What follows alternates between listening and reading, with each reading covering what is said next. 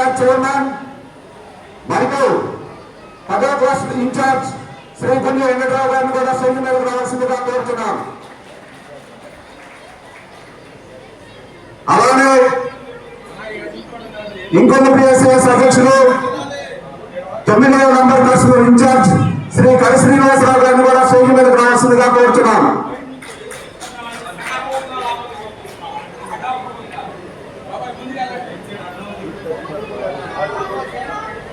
అలానే గ్రామ పార్టీ అధ్యక్షుడు శ్రీ వినయ్ మార్గ గారిని కూడా స్టేజ్ మీదకు రావాల్సిందిగా కోరుతున్నాం.